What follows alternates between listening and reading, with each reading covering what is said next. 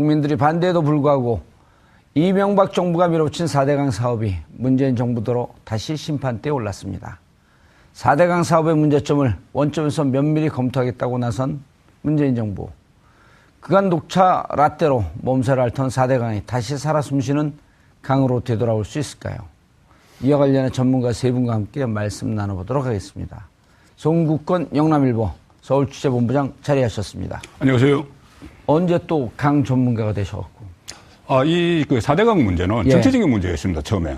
정치적 문제? 정치적 문제였죠. 어허. 원래 수질 개선, 수량 확보 이런 게 목적이었지만은 그때 2007년 대선 때 한반도 대운하로 시작을 했거든요. 그랬죠. 그렇기 때문에 그게 대선 쟁점이 됐죠. 그 정치적인 문제가 깃들어져 있어요. 아하.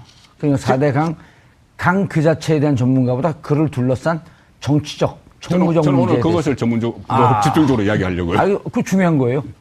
왜냐하면 그거 대선 공약의 주요한 키워드였었잖아요, 이게. 그렇죠. 그때 한반도 대운하가 완전 키워드였고, 한반도 대운하에 대한 그 부정적인 시각이 많으니, 그렇다면은 4대강을 수질 개선하겠다, 이런 쪽으로 방향을 선회했던 거죠. 예, 알겠습니다. 자, 그리고 정규석 녹색연합 정책팀장 자리하셨습니다. 안녕하세요. 예, 오늘 라디오인 줄 알고 오셨죠? 예, 라디오인 줄 알고 왔습니다. 그렇게 많이 낚이는 분들이 있습니다. TV 있는지 몰랐죠? 몰랐습니다. 작가분들이 얘기도 안 해요, TV라고? 아니요, 말씀하셨는데 들은 다음엔 너무 늦은 상황이었어요. 또 누구 불통의 달인처럼 자기 듣고 싶은 것만 들은 분이 아닐까? 그렇기도 한데 죄송합니다. 괜찮아요. 왜냐하면 가슴에 녹색연합이라고 하는 저 로고가 아주 선명하게 보기 좋습니다. 자, 이종훈 평론가 자리하셨습니다. 네, 안녕하세요. 왜 인사를 기분 나쁘게 해요, 그렇게? 아니, 먼저 이렇게 인사를 안 하시니까 제가 먼저 고개를 내가 숙이고 이종훈 누구 격투기 선수가 생각이 나서 그런데 이종훈 선수 이렇게 소개할 뻔했어요. 겁나세요? 저를 보면 이렇게 약간 위압적으로 느껴지시는 거예요. 맞짱 한번 뜰까요? 좋습니다. 제가 왜 그 얘기를 했냐면 자칫 잘못하면 국민들이 문재인 정부가 이명박 정부와 맞짱을 뜨는 듯한 그렇게 보는 시각이 있죠. 그러면 있어요. 예. 그리고 그러길 원하는 사람들도 있고. 원한다기보다 어떻게 보면은 이게 초반부터 소위 말하는 적폐청산이 시작된 거 아니냐. 그렇다면 예를 들어서 이명박 박근혜 정부를 겨냥한 그리고 이 4대강 문제도 이 민주당의 공약집에 보면은 첫머리가 적폐청산입니다. 그리고 특히 이명박 박근혜 정부 시대에 잘못된 것을 고치겠다는 이야기거든요. 그래서 4대강 이야기도 나오고 이명박 대통령도 후보 시절에 4대강뿐이 아니고 방산비리. 문재인 후보도. 죄송합니다. 문재인 후보 시절에 방산비리 또 해외 자원 개발 이 부분까지 다 한번 다 들여다보겠다고 이야기를 했어요. 근데 이번에 처음에 4대강 한 건데 이것은 이 감사원의 감사를 지시를 했는데 이것이 정치 감사가 될 것인가, 정책 감사가 될 것인가, 이 부분이 만약에 정치 감사가 된다면은 적폐청산의 첫 신호탄이다 이렇게도 해석이 가능하죠. 그런데 일단은 청와대에서 이야기하기에는 정책 감사라고 이야기를 합니다. 지금까지 이루어졌던 세 번의 감사는 주로 어떤 수질 문제나 환경 영향 평가를 제대로 했느냐, 이런 부분에 맞춰졌다면은 이번에는 정책 입안 과정에서 얼마나 투명하게 했느냐. 김시현 사회수석 그 이야기 했죠. 김수현 사회수석이. 사회수석이 정책 결정의 적합성, 균형성, 이런 것을 보겠다. 통일성 이런 것을 보겠다 이야기했거든요. 그러니까 이 정책이 그때 어떤 정권의 입맛을 맞춰서 어떤 목적에 따라서 합리적인 절차를 거치지 않고 만약에 진행이 됐다면은 그것을 우리 정부에서 반면교사를 삼기 위해서 백서도 만들고 하겠다. 그러니까 일단 정책 감사를 지향을 하는데 하다가 보면은 또 어떤 위법적인 상황이 발생을 하면은 그 부분에 대해서 그냥 넘어갈 수는 없는 거잖아요. 그렇게 되면은 이게 걷잡을 수 없이 이 어떤 적폐청산의 그 단계로 접어들 수가 있는 거죠. 김수현 수석의 설명은 이런 거죠.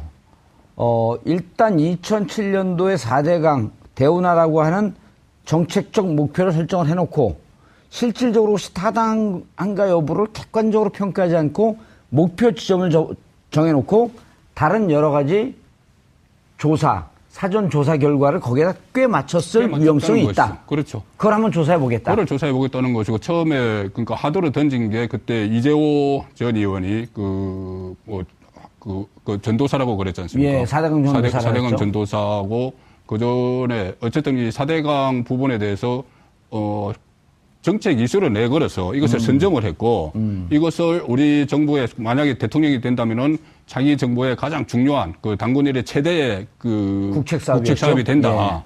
예. 그런 것을 내걸고 나서 여러 가지 뭐 환경 쪽에서 또 반대가 심했죠. 환경 쪽에서 반대가 심했지만은 그것을 그 나름대로 논리로 나름대로 어떤 그 논리를 만들어서 예. 그것을 계속 추진을 하는 과정에서 이게 비정상이 일어난 거 아니냐. 예. 그러니까 비정상을 정상화하겠다는 거죠. 알겠습니다. 정규석 녹색연합 정책팀장님. 간단히 우리 시청자분들이 모르는 분들도 많이 계실 테니까 녹색연합은 주로 무슨 활동을 하는데 이제 이명박 정부하고 좀 친한가요? 어찌 보면 많이 친하죠. 예, 싸우면서 친해졌죠. 싸우면서 친했고 그리고 녹조 라떼라는 말을 처음 만들었습니다, 제가. 우리 정규석 팀장이요. 예, 그리고 2012년도에 느닷없이 깔때기를 막 들이대네요. 예. 깜짝이야. 그리고 2012년도에 그 이명박 전 대통령한테 예. 녹조수 발명상이라는 걸. 녹조수. 그러니까 녹조수. 그러니까 녹조라떼의 전버전이라고 예. 할 수 있는데 그 녹조수 발명상을 수여직접했죠. 예, 물론 그때 이명박 대통령이었죠. 이명박 예. 대통령을 모실 수가 없어서 가면을 쓰고 이제 대리 수상을 하게 했는데 실제로 녹색연합은 이런 하천 영역에서의 환경오염 그리고 산림 파괴 그리고 용산 미군기지 같은 군환경 오염 문제를 다루는 전형적인 예. 용산 미군기지도 그 기름 때문에 맞습니다. 지금 오염이 심각하죠. 심각한 상황이고요. 오늘은 조사도 못 하고 있고. 예, 오늘은 4대강 하는 얘기니까 예. 그런 일들을 하고 있는 전형적인 대한민국의 대표적인 환경시민단체다. 예, 그러니까 환경 파괴에 대해서 문제점을 지적하고 경종을 그렇죠. 울리고 예. 환경을 다시 원상으로 보존시키는 국민적 계몽운동을 하고 있다. 계몽이라는 표현이 좀 위험한 예. 단어일 수도 있는데 예. 시민들한테 알리고 뭐 이런 활동들을 계속하고 있는 시민들 참여를 요구하고 있고. 예, 맞습니다. 알겠습니다.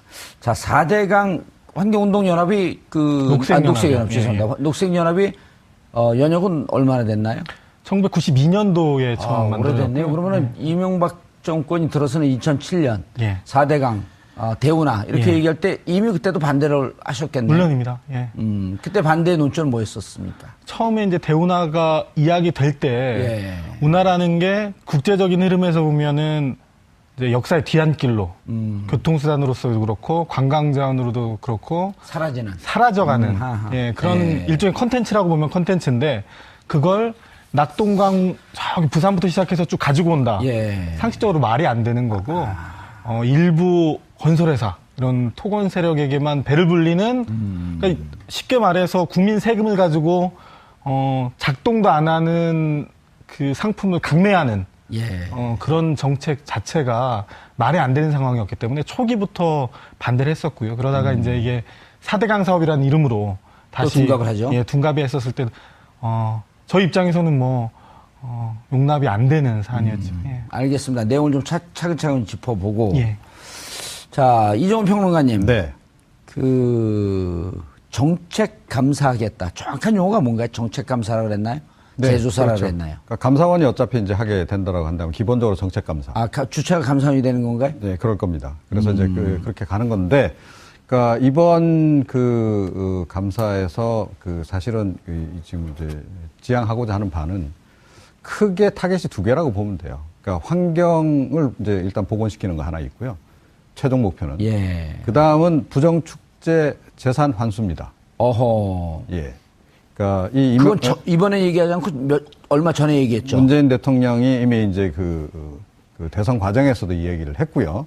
예. 그러니까 이명박 정부 또 이 박근혜 정부 하에서 여러 가지 이제 부정들이 이루어졌고 부정축제가 이루어졌다면 그 재산을 환수를 한다라고 이야기를 했습니다.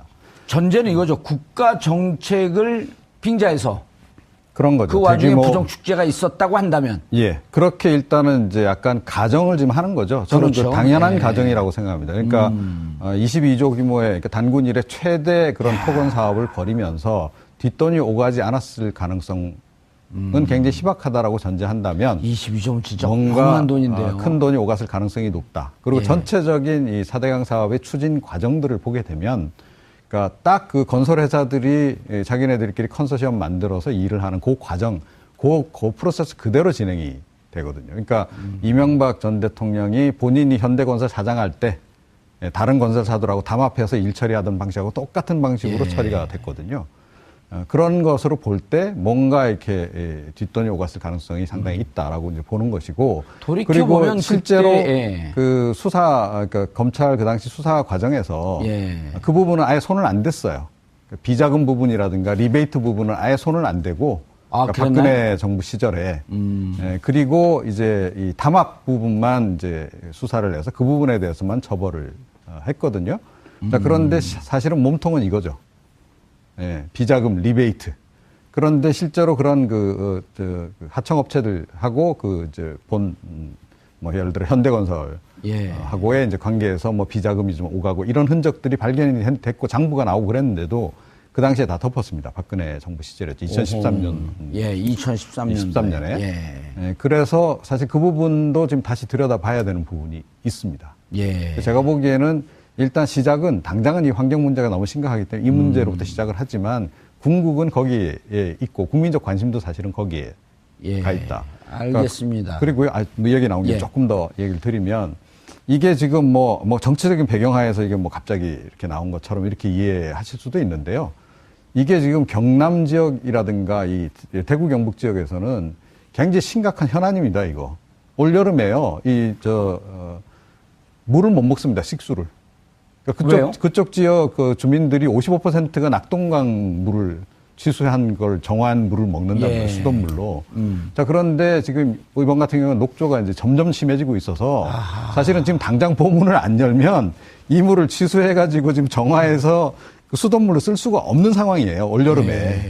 그래서 저는 이걸 좀 앞당겨서 문재인 정부에서 이걸 일단 시작을 한 것으로 저는 봅니다. 당장 식수난이 올 수 있기 때문에. 예, 그게 뭐 수도권이고 뭐 호남 이 지역이 문제가 아니고요. 지금 영남권이 지금 특히 문제예요. 낙동강 그 일원이. 아마 잘 아실 겁니다. 정유석 팀장님, 이종훈 평론가 잘 아시죠? 예. 핵심을, 이런 분들 아니면 저희가 패널로 안 모십니다. 감사합니다. 어깨가 무겁네요, 제가. 그래서 지역 언론에서 지금 말씀하신 그쪽도 그 대구시죠. 부분이 그 영남 쪽에서 그 말씀하신 그 부분이 계속 그 지적이 되고 있어요. 특히 이번에 또 여름이 다가오고 그 고온이 되면은 녹조날 때요. 더 심해지기 때문에 빨리 조처를 해야 된다는 이야기가 나오고 있지만은 그것도 한편에서는 기술적으로 지금 볼을 열었을 때 과연 그 맑은 물이 공급되겠느냐 지금 당장 또 그런 기술적인 문제 이런 것도 같이 논란은 되고 있는 상황이죠. 예, 알겠습니다. 자, 지금까지 세 번의 감사가 있었다. 그 내용 좀 소개를 시켜주시죠. 이제 박근혜 정부. 네, 박근혜 정부 때 2번, 그리고 이명박 정권 때 1번 이렇게 된 걸 알고 있는데요. 근데 이게 3번의 감사가 있었기 때문에 이번에 어찌 보면 중복 감사처럼 보일 수가 있는데 비교하면 이런 거죠. 그러니까 집을 멋들어지게 졌어요. 근데 첫 번째 감사를 하려면 집 지하실도 가봐야 되고 집 구석구석 하자가 있는지 없는지 살만한지 따져봐야 되는데 첫 번째 감사에서는 담도 못 넘었습니다. 그러니까 살짝 보고 펜트 괜찮다, 이쁘다. 그러고 나서 2번째 감사 때는 마당은 보여줬죠. 마당 보여줬더니 조경이 엉망이었던 거예요. 그리고 3번째 감사 때는 방문을 조금 열었고, 그러니까 실제로 수박 겉핥기식으로 진행이 된 거고, 첫 번째 감사 때는 담도 넘지 못했기 때문에 별 이상 없다. 이렇게 결론이 났던 거고. 그게 2011년 1월이네요. 예, 맞습니다. 그리고 2번째 이제 박근혜 정권 직전하고 그리고 박근혜 정부 들어서 감사를 한 거는 수질 악화, 수질 오염의 원인이 4대강 보 때문이다라고 확실히 인정을 했죠. 근데 다만 이후 과정을 어떻게 가져갈지 그리고 이종훈 평론가께서 말씀하셨던 것처럼 뭐 뒷돈이나 아니면 경제적 이득 이런 포괄적인 부분까지는 감사가 진행되지 못했고 담합까지는 밝혀냈고 이번이 어찌 보면 유일한 첫 번째 감사가 되지 않을까. 제대로 된 첫 번째 맞습니다. 감사다. 아, 그렇습니다. 조금 보충 설명을 좀 해드리면요. 예. 오늘 환경 그 녹색연합에서 나오신 게 이종훈 부인 것 같아요. 예, 아니 제가 이거 뭐 환경 문제가 아니니까. 예. 2011년 1월 달이면 이명박 정부 후반기입니다. 거의 말기 무렵이죠. 그렇죠. 이제 그 퇴임을 2개월 앞둘 때였었죠. 그러니까 이제 그 당시에 이제 이미 그러니까 이 4대강 관련해서 여러 가지 문제점 지적이 나오니까 안 하고 넘어갈 수가 없는 거예요. 여론 때문에. 그래서 신용으로 이제 한 거죠, 그냥. 예. 하니까 감사원 보고서 결과 뭐 큰 문제 없다. 이렇게 결론이 나올 수밖에 없는 겁니다. 자, 그런데 2003년 1월 달에 이제 그때 정권 교체기잖아요. 2013년. 네, 2013년 1월 달. 그러니까 예. 박근혜 정권으로 넘어가는 그 시기에 감사원이 이제 자기네들이 보기에도 이건 좀 말이 앞서 한 이 감사 보고서가 좀 말이 안 되니 다시 이제 조사를 한 거죠. 자, 그래서 그때 보니까 이게 좀 이렇게 구조적으로도 문제가 있고 예, 이게 좀 수질 오염 위험도 있고 이런 지적이 나오는 겁니다. 예. 자, 그리고 이제 박근혜 대통령이 집권하고 나서 전 대통령이 집권하고 나서 2013년 7월 달에 다시 감사를 하는데 이때는 이렇게 초기에 이 사업 추진하는 과정에서의 그 비리 쪽에 초점을 맞춥니다. 아하. 예, 그렇게 해서 이제 3차 감사가 이루어지죠. 예. 그것에 기반해서 그때부터 그해 10월, 11월 달까지 그러니까 이 검찰 수사가 진행이 되는 거거든요. 2013년 7월서부터. 예. 그래서 이제 그 담합 비리와 관련한 부분을 이제 조사를 그때 본격적으로 하게 되는 건데 예. 그때도 담합 비리 부분과 리베이트 부분 두 큰 축이 있었는데 이 리베이트 비자금 부분은 그냥 덮어버린 겁니다. 그리고 이 담합 비리 관련해서만 수사를 해서 그거 가지고만 기소를 했죠.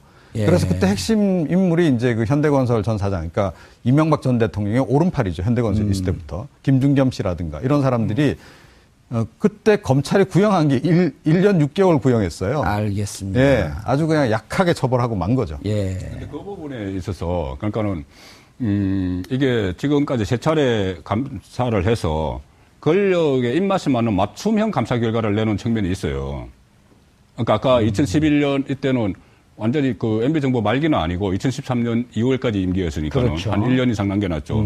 그 시점에 내놓은 것은 아무 이상 없다고 내놨거든요. 국민들 반발이 많으니까 그때도 해본 거죠. 했는데 예. 어쨌든 거기 감사원에서 이상 없다고 내놨어요. 그 환경 영향 평가 같은 거 문제 없다 이렇게 냈는데 그 다음에 이루어졌을 때가 2013년 1월인데 이때는 MB 정부지만 박근혜 대통령 당선자가 있던 시절이에요. 아하. 그러니까는 그때 내놓은 것은 약간 이렇게 박근혜 신정부에 맞게 부실투성이다.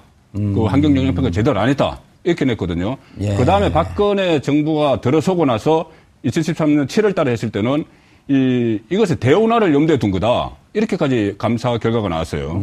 그러니까 그때 당시에 전임 정부, MB 정부 쪽에서 상당히 반발을 해가지고 그쪽에서 따로 기자회견도 막 열고 이랬어요. 그래, 기억이 나네요. 예, 그렇게 예. 했기 때문에 결국은 그러고 또 그때 감사원이 이게 무리한 감사를 했다고 논란이 일어나면서 양근 감사원장이 퇴임을 했습니다. 오호. 그러니까 이게 이 감사 결과가 지금 결과적으로 보면은 또 전부 다 그 당시 그 권력의 입맛에 맞게 결과를 내놨기 때문에 혹여라도 이번에도 이번에 문재인 정부가 하는 것도 혹시 또 완전히 이게 완전히 처음부터 정책 입안부터 결정 과정이 다 잘못된 거고 기술적인 부분도 전부 엉터리다. 혹시라도 이렇게 나오면은 그것이 또 어떻게 보면 정치적인 논란을 불러올 소지가 없지 않아요. 그 부분은. 그러니까 어쨌든 일단 감사원을 믿어야 되겠지만은 이 감사가 진행되는 과정에 따라서는 새로운 논란이 일어날 수도 있다는 이야기입니다. 알겠습니다. 정 팀장님. 예. 두 분의 얘기가 무척 의미심장한 얘기인데요. 1차, 2차, 3차 감사가 여전히 부실한 측면이 있다. 그리고 일테면 이제 22조나 들어가는 국책 사업인데 담합의 의혹까지도 해서 처벌을 받았는데 그럼 리베이트나 이런 등등에 대해서는 조사하지 않은 것 여전히 정치적으로도 문제가 있었다. 환경 문제는 이제 차치하고. 네.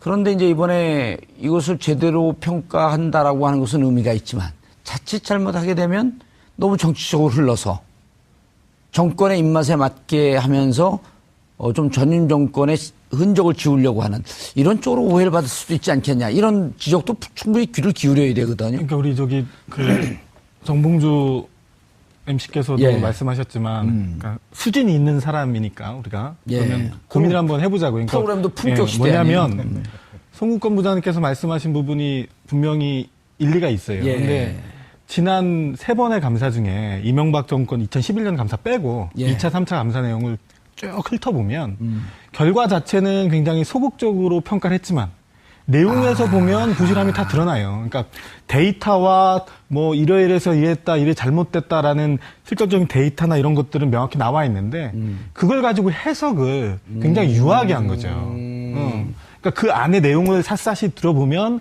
사실은 지난번 감사에서도 분명히 잘못된 지적, 물론 리베이트나 이런 부분들은 뭐 생략을 했지만 뭐 다른 부분들까지 포함해서 분명히 지적한 게 있는데 총괄적인 해석을 굉장히 두루뭉실하게 한 부분이 있다. 그래서 이 감사 자체가 물론 이번에 이제 문재인 정부 들어와서 면밀하게 했을 때 뭐 수질 오염부터 시작해서 뭐 경제적인 뭐 그리고 일종의 비위 사실까지 드러날 수 있는데 그 내용 하나가 정권이 바뀌었기 때문에 감사는 입맛대로 한다? 그거는 어떻게 해석하느냐에 따라 달라지는 거고 내용은 뭐 기본적으로 팩트가 나올 거라고. 그러니까 이제 정 팀장님 말씀은 그 전에 감사에도 2차, 3차 감사 그럼요. 때도 과정의 내용을 들여다보면 이런 게 아니에요. 잘못된 게 분명히 있다. 폭행이다. 폭행해서 들어왔는데 갈비뼈가 부러지고 다리가 부러지고 생명 위협을 느끼는 정도의 폭행을 가했는데 전치 2주 이렇게 되는 거죠. 경범죄에 처한다. 그렇죠. 예, 맞습니다. 그래서 과정을 보면 행간의 의미나 실질적인 내용은 다 나왔음에도 불구하고 마지막 결론 부분이 뭔가 마사지를 한 듯한. 실제로는요, 그러니까 2013년 1월 달에 이해가 되네요. 2013년 1월 달에 내놓은 감사원 그 보고서가 기술적인 부분에 대한 검토는 거의 다 한 거거든요. 그래서 보호를 열어서 물이 이렇게 떨어질 경우에 뭐 세굴 현상이 생기는데 그것을 막기 위해서 밑을 좀 기반을 튼튼하게 했는데 그거 제대로 못했다라는 지적 다 나오고요. 또 이게 이제 보호 문 열었을 때 이제 주변에 미치는 영향이 있잖아요. 그런 거에 대한 기술적인 부분도 좀 잘 반영이 안 돼 있고 그 지적이 다 나옵니다. 그래서 제가 보기에 이번에 그 나오는 감사원 보고서는 2013년 1월 판의 확장판이 될 가능성이 굉장히 높지 않나. 2013년 7월 판은요? 7월 판은 앞서 말씀드렸듯이 담합 비리 그 부분에 초점을 맞춘 부분입니다. 그러니까 조금 더 보완된 거네요. 그렇게 되면. 기술적인 부분은 이 2013년 1월 판이 제가 보기에는 가장 잘 돼 있는 거 아닌가 생각합니다. 동의하시나요? 예, 동의합니다. 그러면 MB 정권이 이제 밀어붙인 명분이 수질 개선과 수자원 확보였는데 그때 당시 결과에도 이거 뭐 그 개선된 거 없다 이런 쪽으로 내용은 나왔다는 건가요? 팩트는 그런 거죠. 그러니까 수질이 굉장히 악화됐는데 수질 악화의 주범이 보 때문이다. 근데 이렇게 적시하진 않았고 유속이 늘어지고. 그러니까 유속이 늘어졌다는 건 사실 보 때문에 유속이 늘어진 건데 그러니까 그렇게 이제 표현이 되고 중앙선 넘었는데 그 교통 위반은 아니다. 예, 맞습니다. 그러니까 그런 식으로 내용 안에서는 잘못된 사업이라는 게 다 드러나 있어요. 잘못된 사업인데 정권이 무서워. 그렇죠. 결과에서는 라고 의혹을 갖는 거죠. 아니, 그렇네요. 자, 그러면, 어쨌든 이제 조사를 해서 이렇게 되면은 지금 이제 정 팀장님 판단은, 여러 가지 위법한 측면이 나타날 것이다. 그리고 이미 그런 것의 기술적 평가까지도 끝난 것으로 이미 감사원 자료 중에 있을 것이다. 이렇게 보는 거죠. 그러면은 지금 이제 당장 그 녹출 확대 현상 극심해서 정부를 일단 다음 달 1일부터 4대강의 보호 6개 수분 개방하겠다. 도움이 될까요? 이게 내용을 좀 들여다보면 지난 박근혜 정부 때 박근혜 정부 말이죠. 작년이니까 국토부하고 환경부하고 그 연구를 해서 낸 게 댐 저수지 연계 운영 방안이라는 연구 보고서가 있어요. 댐 저수지 연계 운영 방안. 그러니까 이게 수질을 어떻게 하면 개선해낼까 뭐 이런 식의 어떤 고민에서 시작된 건데 거기에 보면 이 수문을 여는 게 포함이 되어 있습니다. 그러니까 이번에 문재인 대통령, 그러니까 청와대에서 지시한 이 내용은 그걸 그대로 답습한 거예요. 그러니까 박근혜 정부에서 이야기한 놈들은 물론 실행을 하지 않았던 거 그럼 실행하겠다. 다만 여기서 더해서 그러면 이 수문을 그 전에 박근혜 정부 얘기했던 것처럼 열고 그리고 평가와 진단을 면밀히 한번 해보자. 그리고 이걸 가지고 보철거나 아니면 해체까지 한 로드맵을 좀 신중하게 1년 동안 좀 세워보자. 이걸 오늘 발표한 거죠. 일단 정 팀장님 말씀을 들여다보면 정치적 색채는 일단 안 느껴져요. 4대강 사업에서는 정치적 문제는 아닙니다. 왜냐하면 2013년까지 일단 기술적인 문제 검토는 끝났고 그리고 박근혜 대통령 그 기술적인 검토가 끝났기 때문에 그때 진단이 됐는데 실행을 하지 않았던 그렇죠. 것. 그런 것을 실행을 하는 쪽으로 가고 그다음에 이제 이종훈 평론가님께서 말씀하신 그때 당시에 담합의 근거까지는 처벌을 했는데 과연 리베이트라든지 그 뒷돈 이런 부정한 측면이 있었는지에 대해서는 또 안 갔고, 그건 그때 근거에서 조금 더 가보겠고, 이런 얘기 아닌가요? 그렇죠. 그러니까 당장은 사실은 이제 수지를 좀 정상화시키는 게 필요한 거죠. 수지를 정상화 예, 근데 시급하죠. 그게 지금 사실은 보수의 근거지인 영남권의 현안이란 말입니다. 이게 조금 전에 말씀드렸잖아요. 그러니까 부산, 경남 또 대구 경북 지역에 이 좀 수지 수원이 대부분 그 낙동강에서 취소해가지고 부산은 이제 민주당의 근거지가 됐는데요. 네, 뭐 하여튼 예. 그래도 하여튼 아직까지 그래도 보수가 제일 그 근거지라고 삼을 수 있는 그 지역 유권자들도 이 낙동강 이 수질 오염 문제는 굉장히 심각하다라고 인식을 하고 있어요 이미. 그래서 예. 이거를 뭐 보수 진보로 이렇게 딱 가를 수 있는 문제가 이미 아니다라는 겁니다. 그래서 그쪽에서 뭐 보수 쪽에서 제가 오늘 보니까 자유한국당 뭐 정우택 대표 겸 원내대표가 또 뭐 이렇게 약간 비판적인 지적을 했던데 이건 정권을 떠난 문제고요. 조금 전에 말씀하셨듯이 박근혜 정부에서도요. 겉으로 공표는 못했지만 이미 문제가 있다는 거 다 파악했고 예. 그래서 한 게 완전히 열면 이건 뭐 완전히 평상시에 늘 24시간 365일 열어놓으면 결국은 이 보가 무용지물이라는 걸 인정하는 꼴이잖아요. 예. 보수 정권에서 한 게. 그러니까 한 게 뭡니까? 간헐적 그 수문 개방. 한 번씩 열었다 다시 닫고. 이거를 반복했단 말이에요. 자, 이것만 보더라도 이미 이거는 이제 이 보호를 상시적으로 열어야 한다는 것은 이미 결론이 다 나와 있는 겁니다. 펄스 개방이라고 하는 게 뭔가요? 그 전면 개방 대신 펄스 방류. 그게 제가 조금 전에 말씀하신 간헐적. 네, 맞아요. 열었다가 닫았다, 열었다, 네. 닫았다. 왜냐하면 완전히 열어버리면 이거 보호 왜 있어? 그러니까요. 이런 문제 제기가 나오니까 네. 열었다가 보호가 필요한 것처럼 살짝 닫았다가. 그러니까 예를 들면 합천보 주변에 녹조가 많이 꼈다. 예, 그럼 합천보 열어요. 20만 잠깐 여는 거죠. 근데 이게 펄스 개방이 사실은 펄스 방류. 네, 펄스 방류가 한계가 있는 게 말씀하셨던 것처럼 위에서부터 계속 문제가 있는데 그럼 볼을 한꺼번에 다 열어서 유통을 시켜줘야 되는데 하나만 열어서 해결이 안 되거든요. 아하. 그래서 그 박근혜 정부 때도 그러면 댐보 저수지 연계 운용 방안을 통해서 개방을 좀 더 광범위하게 하자. 그래서 광범위한 펄스 방류란 말을 씁니다. 광범위한 펄스 방류. 이걸 어떻게 받아들여야 됩니까? 그러니까 지금 말씀하신 거는 어떤 이 4대강 사업을 다시 뭐 복구할 거냐. 그러니까 지금 민간 합동 기구에서 1년 동안 그 테스트를 해보고 결정을 한다고 하지 않습니까? 예. 지금 말씀하신 거는 아주 그 전문적인 분야고 이 부분은 그러면 어떤 완전히 복구를 할 거냐. 22조 원 들어가는데 복구하면 또 돈이 얼마나 들 거냐. 뭐 이런 문제까지 또 나오게 되거든요. 근데 이제 어쨌든 수질이 악화됐으면 다시 이제 원점으로 원점으로 돌리니까 돌려야죠. 정치적으로 다 떠나서 네. 이런 거거든요. 맑은 물을 먹을 거냐, 녹초라떼 물을 먹을 거냐.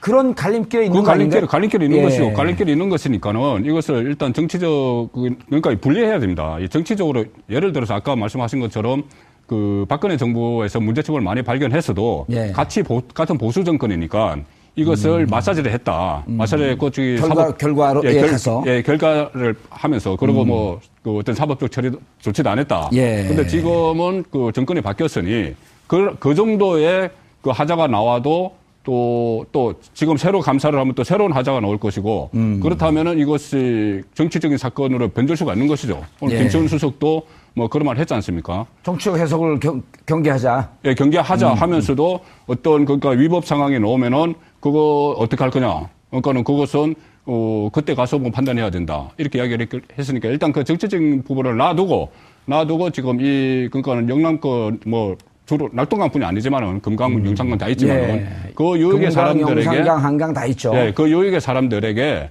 어떻게 하면 맑은 물을 주고 또 뭐 홍수 조절을 하고 할 거냐. 이 부분은 완전히 따로 해야 되는데 지금 민간 합동 그 조사단이 1년 동안 한다고 하니 거기에 대한 어떤 전문가들이 적극 참여를 해서 예. 그 부분은 또 따로 평가를 해야 될 부분입니다. 알겠습니다. 그런데 일단 그 6개 보 먼저 수문 개방하겠다. 그러면서 이제 그렇게 되면 바닥이 드러나면서 물바지공, 바닥 보호공 이런 것들도 다 보게 되면 부실 공사 여부도 드러나지 않냐 이런 얘기도 나오는데 수문을 열게 되면 그 바닥이 다 보이게 되나요? 뭐 다 보이진 않지만 지금 정부에서 그 수면이 낮아지는 데는 보일 수 있겠네요. 그러니까 지금 그 최소한 관리가 필요한 관리가 가능한 수위는 유지를 하겠다는 거예요. 그러니까 완전히 전면적으로 개방하겠다는 건 아니거든요. 그러니까 그렇게 된다 손 치더라도 어도나 아니면 뭐 보호공이나 이런 시설물들은 당연히 드러나게 되는 거고. 예. 그리고 간헐적으로 펄스 방류를 하면서도 사실은 그 콘크리트 그 쓰레기 같은 것들이 바닥에 보인다거나 대형 철근이 방치되어 있는 것 좀 보인다거나 이런 것들이 낙동강에서 심심치 않게 지금까지 발견되어 왔거든요. 네, 그러니까 그런 것들이 또 적나라하게 드러날 겁니다. 그럼 만약 이런 게 발견되면 이정훈 평론가님, 이게 그 난림공사였었다? 그리고 그때 이제 우리가 문제 제기했던 게 뭐냐면 뭡니까 원스톱 방식인가요? 처음에 뭐 턴키 방식이라고 턴키 방식이라 그랬죠. 설계에서부터 처음 시작서부터 마지막까지 통으로 주는 그 방식 갖고도 2007년, 2008년도에 무척 문제 제기가 많았었잖아요. 그렇죠. 그리고 그것이 실질적으로 특혜를 주는 것이다. 그리고 컨소시엄도 보게 되면 대형 건설사하고 포항 동지상고 출신의 조그만 건설사하고 같이 묶어갖고 컨소시엄으로 들어오는 방식들이라든지. 그런 게 이렇게 되면 이제 다 드러나는 건가요? 자, 이제 기술적인 문제 있잖아요. 그러니까 이게 뭐 세굴 현상이 생기고 뭐 이런 거 보가 전문가 같으시네, 진짜. 이런 거는 이미 2013년 1월 보고서에 다 나옵니다. 2013년? 거기 다 나오거든요. 부실공사 했다는 거 이미 다 나옵니다. 그러니까 말씀하셨듯이 약간 마사지 짓을 해서 그렇지 이미 다 그때 거기 있는 거고요. 자, 이제 이 공사, 그러면 이 황당한 공사를 그러면 어떻게 진행했는가. 이 부분도 조금 전에 말씀드렸죠. 굉장히 중요한 축이라고 제가 말씀드렸잖아요. 자, 앞서 제가 이제 이명박 전 대통령이 본인이 현대건설 사장할 때 대규모 공사를 따면 컨소시엄 만들어 했던 방식하고 똑같이 했다라고 이제 제가 말씀드렸는데 그 방식 그대로 한 겁니다. 자, 간단하게 이야기하면 본인의 오른팔, 현대건설 있을 때부터 계속 오른팔 했던 김준경 현대건설 사장한테 사실상 다 준 거예요. 다 알아서 분배해서 다 해라. 자, 그러니까 김준경 전 현대건설 사장이 이 4대강 시업 시작하기 한 몇 개월 전에 현대건설 사장이 됩니다. 자, 그래서 본인 주재하에 이제 4대 건설회사 사장들 다 불러요. 5대 건설회사 사장. 불러가지고 회의를 하는 거죠. 자, 이거 22조짜리 사업인데 이걸 어떻게 나눌 거냐. 이렇게 나누고 또 그 사장들이 또 이제 또 하청업체들이 쫙 있잖아요. 또 그렇게 해서 하고. 근데 이게 이제 처음에 조금 논란이 되니까 이 규모를, 이게 참가 대상을 좀 넓히죠. SK 끼워놓고 나머지 좀 중견건설회사도 몇 개 끼워놓고 그래서 컨소시엄 규모를 키워서 책임을 약간 분산시키는 그러니까 시선을 좀 분산시키는 이런 식으로 진행을 합니다. 그래 포항에 근거를 둔 조그만 건설 회사들도 컨소시엄을 같이 또 넣잖아요. 그런 거는 이제 그쪽 지역구 아닙니까? 그쪽 지역 출신이잖아요. 그러니까 포항 쪽은 당연히 그런 식으로 해서 포항 쪽의 업체들도 챙겨준 거죠. 그런 식으로 해서 이걸 진행을 이제 했는데, 자, 통상적으로요. 이렇게 생각해 보세요. 제가 이제 건설 분야에 굉장히 유명한 브로커입니다. 제가 무슨 큰 대형 국책 사업 하나를 기획을 해서 추진을 한다라고 치자고요. 자, 그러면 예를 들면 본인이 이렇다는 게 아니고 제가 예를 들어 10조짜리 이제 내가 필생의 사업을 이거 한번 해보겠다. 건설회사 사장 출신의 내가 이제 브로커라고 한다면, 자, 그러면 이제 그림을 그리겠죠. 그죠? 자, 그러면 조금 전에 말씀드린 이런 식으로 그림을 그릴 수밖에 없다. 자, 그런데 여기서 핵심은 뭐냐 하면 건설 분야는 일종의 관례가 있잖아요. 잘 아시다시피. 리베이트 관행이라는 게 있는 거 아닙니까? 보통 건설 분야의 리베이트 어느 정도 되나요? 5 내지 10%? 이렇게 본다면 22조와 관련해서 발생했을 것으로 추정이 되는 리베이트 규모가 대강 나오지 않습니까? 최대 뭐 한 2조, 뭐 적게는 한 5조, 이게 1조, 이런 정도 사이에서 리베이트가 밑단에서부터 쭉 발생해서 위로 다 수렴이 되는 그런 과정이었을 가능성이 굉장히 높다.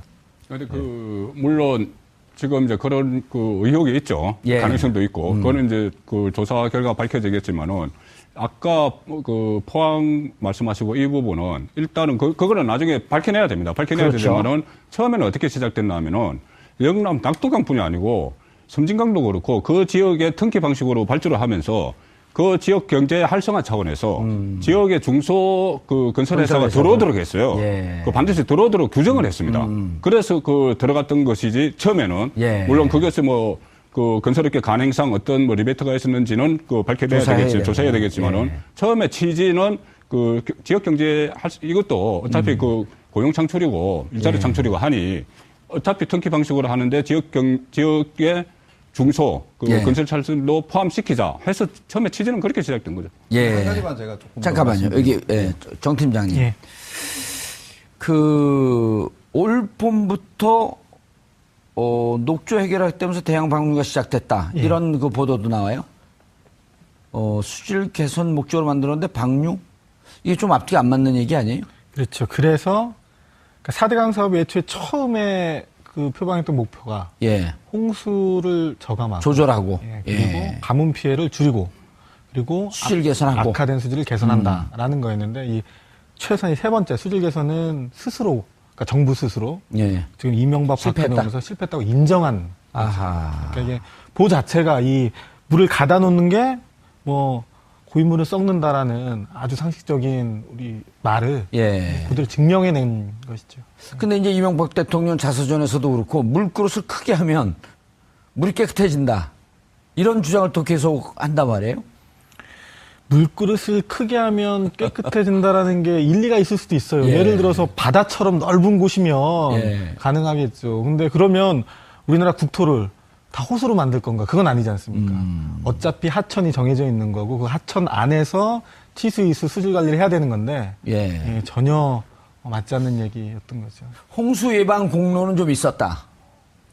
홍수 예방 공론이 있었다라고 말하는 사람들도 있어요. 예. 가뭄이나 홍수 관련해서 감사 발표 당시 이제 그 내용이 있었는데요. 2013년. 그런데 우리가 다 아는 것처럼 홍수 피해가 나는 지역은 90년도 중후반에 대규모 홍수 피해가 났던 게 임진강이거든요. 한탄강, 댐 그렇죠. 무너지고. 예.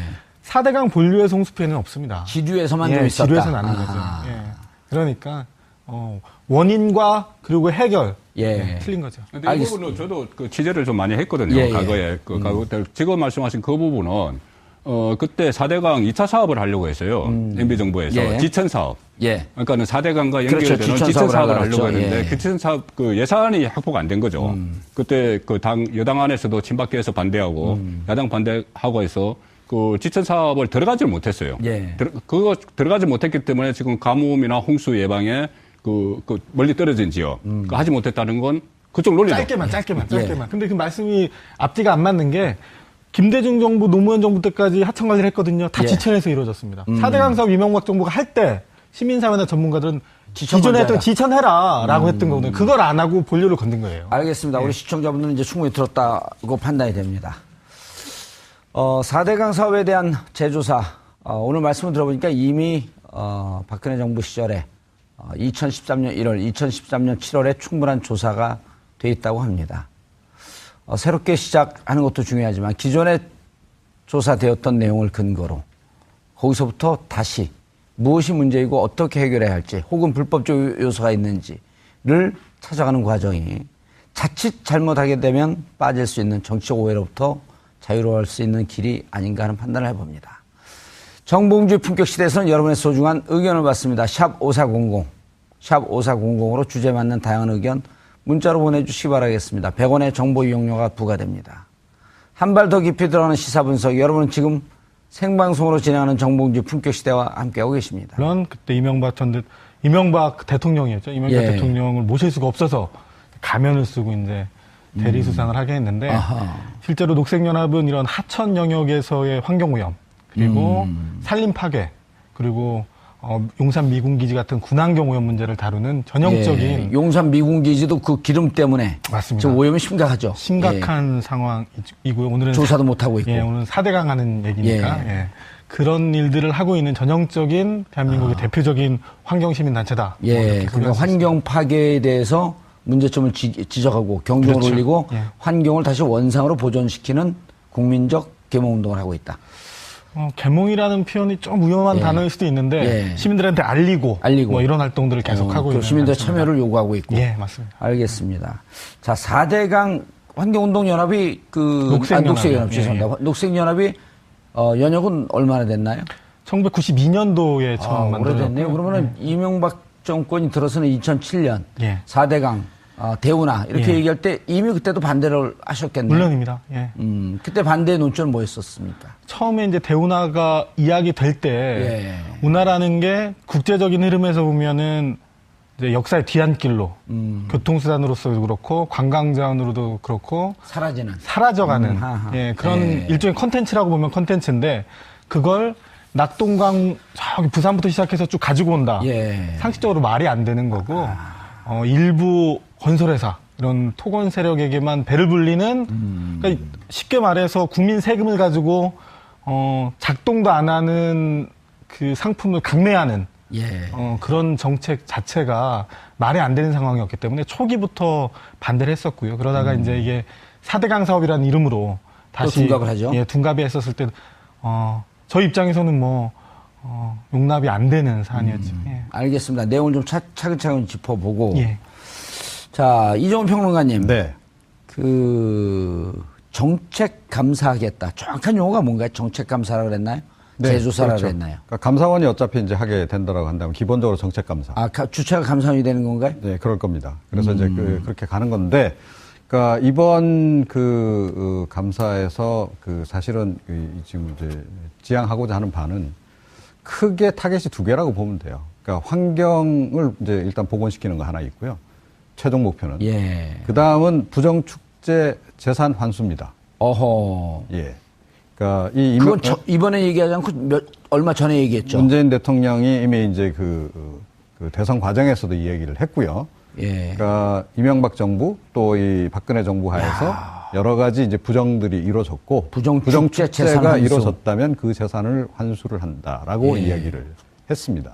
전제는 이거죠. 국가 정책을 빙자해서 그런 거죠. 그 와중에 대규모, 부정축제가 있었다고 한다면. 예. 그렇게 일단은 이제 약간 가정을 지금 하는 거죠. 저는 그렇죠. 그 당연한 예. 가정이라고 생각합니다. 그러니까 22조 규모의 그러니까 단군 이래 최대 그런 토건 사업을 벌이면서 뒷돈이 근데 이번에 처음에 4대강 한 건데 이것은 이 감사원의 감사를 지시를 했는데 이것이 정치 감사가 될 것인가, 정책 감사가 될 것인가, 이 부분이 만약에 정치 감사가 된다면은 적폐청산의 첫 신호탄이다 이렇게도 해석이 가능하죠. 예. 근데 일단은 청와대에서 이야기하기에는 정책 감사라고 이야기를 합니다. 지금까지 그렇죠. 이루어졌던 세 번의 감사는 주로 어떤 뭐 수질 문제나 환경 영향 평가를 제대로 했느냐, 뭐 이런 부분에 맞춰졌다면은 이번에는 정책 입안 과정에서 얼마나 투명하게 했느냐. 뭐 김시현 사회수석 뭐 그 이야기 했죠. 김수현 사회수석이요. 예, 사회수석이 예. 정책 결정의 적합성, 뭐 균형성, 뭐 이런 것을 보겠다, 통일성 이런 것을 보겠다 이야기했거든요. 그러니까 이 정책이 그때 어떤 정권의 입맛을 맞춰서 어떤 목적에 따라서 합리적인 절차를 거치지 않고 예. 만약에 진행이 됐다면은 그것을 우리 정부에서 반면교사를 삼기 위해서 백서도 만들고 하겠다. 아하. 뭐 그러니까 일단 정책 감사를 지향을 하는데 하다가 보면은 또 어떤 위법적인 상황이 발생을 하면은 그 부분에 대해서 그냥 넘어갈 수는 없는 거잖아요. 예. 그렇게 되면은 이게 걷잡을 수 없이 이 어떤 적폐청산의 그 단계로 접어들 수가 있는 거죠. 김수현 수석의 설명은 이런 거죠. 일단 2007년도에 4대강 대운하라고 하는 정책적 목표를 설정을 해놓고 실질적으로 혹시 타당한가 여부를 객관적으로 평가하지 않고 목표 지점을 정해놓고 다른 여러 가지 사전 조사 결과를 거기에다 꽤 맞췄을 위험성이 있다. 것이죠. 그렇죠. 그걸 한번 조사해 보겠다. 그걸 조사해 보겠다는 것이고 처음에 그러니까 하도를 던진 게 그때 이재호 전 의원이 전도사라고 그랬지 않습니까? 예, 4대강 전도사라고 4대강 했죠. 전도사하고 그 전에 어쨌든 이 4대강 부분에 대해서 정책 이슈를 내걸어서 이것을 선정을 했고 이것을 우리 정부에 만약에 대통령이 된다면은 자기 정부의 가장 중요한 단군 일의 최대의 국책 사업이 된다.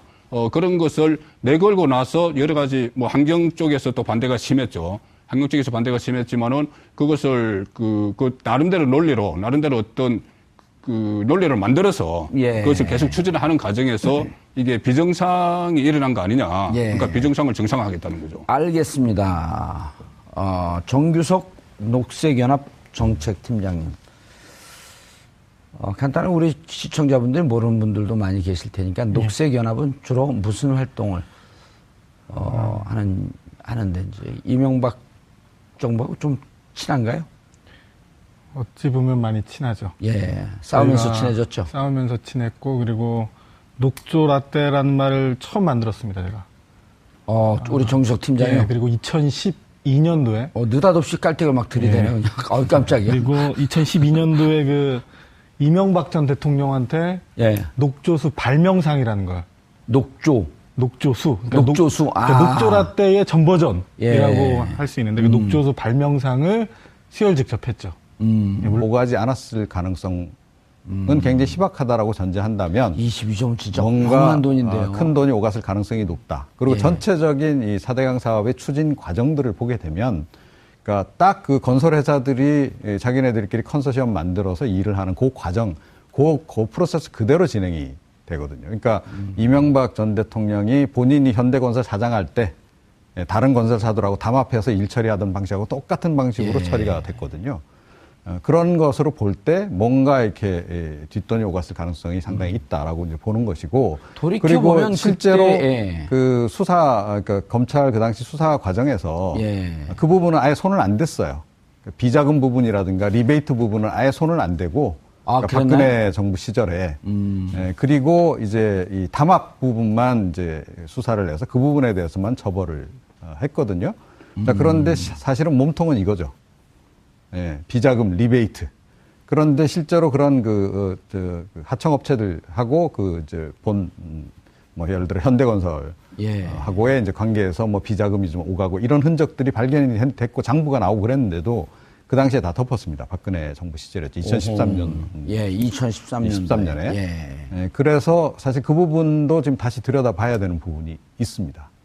제가 보기에는 일단 시작은 당장은 이 환경 문제가 너무 심각하기 때문에 이 문제로부터 시작을 하지만 궁극은 거기에 있고 국민적 관심도 사실은 거기에 가 있다. 알겠습니다. 그러니까 그리고요, 뭐 얘기 나온 게 조금 더 얘기를 드리면 이게 지금 뭐 정치적인 배경하에서 이게 뭐 갑자기 이렇게 나온 것처럼 이렇게 이해하실 수도 있는데요. 이게 지금 경남 지역이라든가 이 대구 경북 지역에서는 굉장히 심각한 현안입니다, 이거. 올여름에요,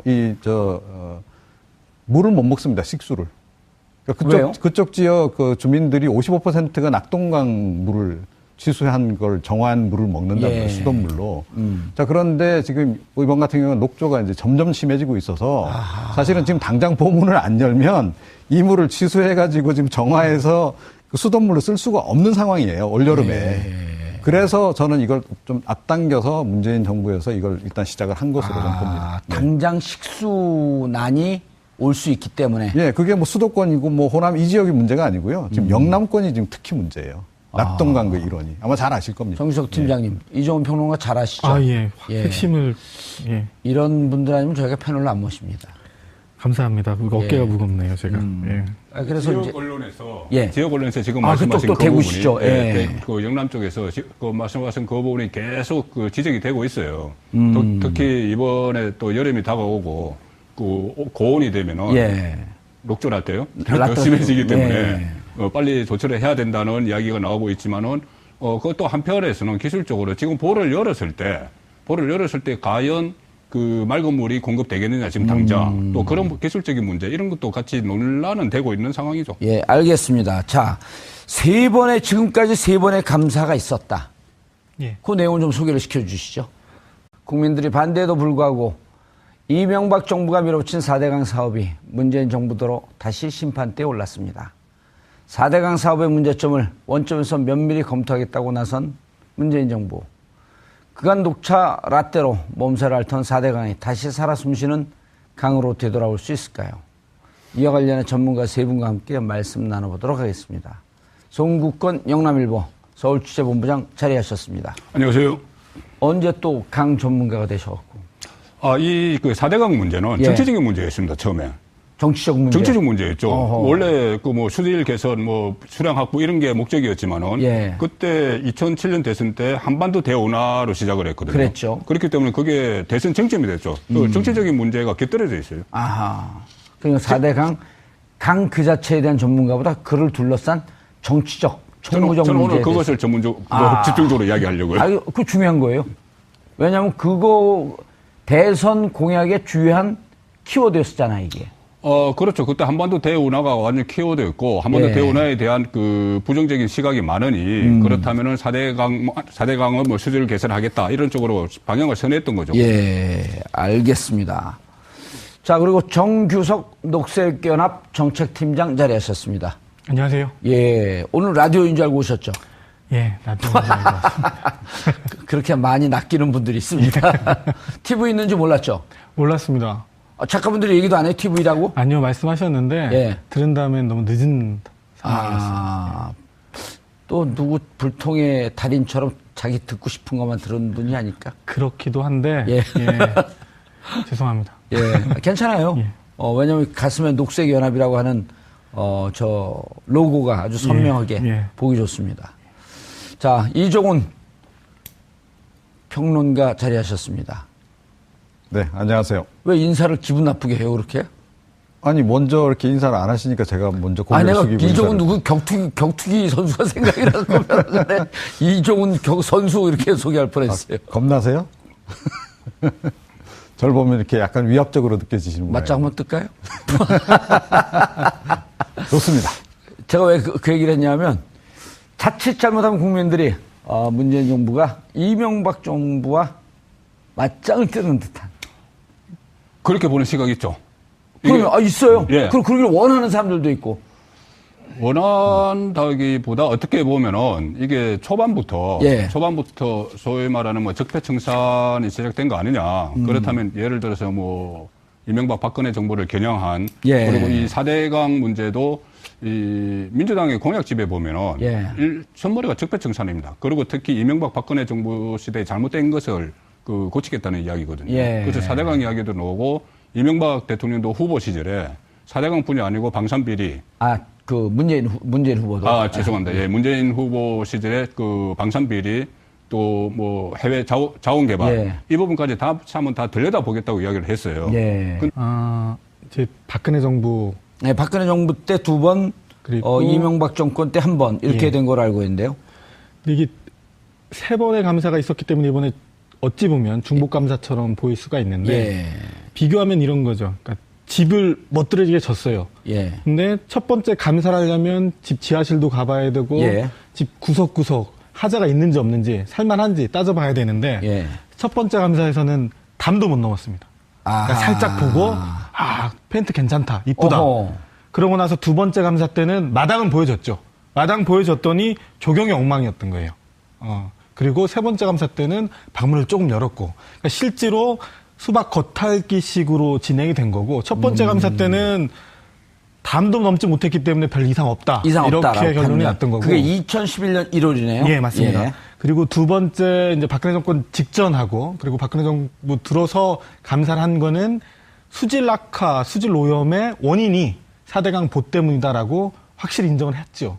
근데 다만 이후 과정을 어떻게 가져갈지, 그리고 이종훈 평론가께서 말씀하셨던 것처럼 뭐 뒷돈이나 아니면 경제적 이득 이런 포괄적인 부분까지는 감사가 진행되지 못했고 담합까지는 밝혀냈고 이번이 어찌 보면 유일한 첫 번째 감사가 되지 않을까. 제대로 된 첫 번째 맞습니다. 감사다. 그렇습니다. 조금 보충 설명을 좀 해드리면요. 오늘 환경 녹색연합에서 나오신 게 이종훈 평론가 같아요. 아니, 제가 이거 뭐 환경 문제가 아니니까. 2011년 1월 달이면 이명박 정부 후반기입니다. 거의 말기 무렵이죠. 그렇죠. 이제 퇴임을 2개월 앞둘 때였었죠. 그러니까 이제 그 당시에 이제 이미 그러니까 이 4대강 관련해서 여러 가지 문제점 지적이 나오니까 안 하고 넘어갈 수가 없는 거예요. 여론 때문에. 그래서 신용으로 이제 한 거죠, 그냥. 하니까 감사원 보고서 결과 뭐 큰 문제 없다. 이렇게 결론이 나올 수밖에 없는 겁니다. 자, 그런데 2003년 1월 달에 이제 그때 정권 교체기잖아요. 2013년. 네, 2013년 1월 달. 그러니까 박근혜 정권으로 넘어가는 그 시기에 감사원이 이제 자기네들이 보기에도 이건 좀 말이 이 감사 보고서가 좀 말이 안 되니 다시 이제 조사를 한 거죠. 자, 그래서 그때 보니까 이게 좀 이렇게 구조적으로도 문제가 있고 이게 좀 수질 오염 위험도 있고, 이런 지적이 나오는 겁니다. 자, 그리고 이제 박근혜 대통령이 집권하고 나서, 전 대통령이 집권하고 나서 2013년 7월 달에 다시 감사를 하는데, 이때는 이렇게 초기에 이 사업 추진하는 과정에서의 그 비리 쪽에 초점을 맞춥니다. 그렇게 해서 이제 3차 감사가 이루어지죠. 그것에 기반해서 그때부터 그해 10월, 11월 달까지 그러니까 이 검찰 수사가 진행이 되는 거거든요. 2013년 7월서부터. 그래서 이제 담합 비리와 관련한 부분을 이제 조사를 그때 본격적으로 하게 되는 건데, 그때도 담합 비리 부분과 리베이트 부분 두 큰 축이 있었는데, 이 리베이트 비자금 부분은 그냥 덮어버린 겁니다. 그리고 이 담합 비리 관련해서만 수사를 해서 그거 가지고만 기소를 했죠. 그래서 그때 핵심 인물이 이제 현대건설 전 사장, 그러니까 이명박 전 대통령의 오른팔이죠. 현대건설 있을 때부터. 김중겸 씨라든가 이런 사람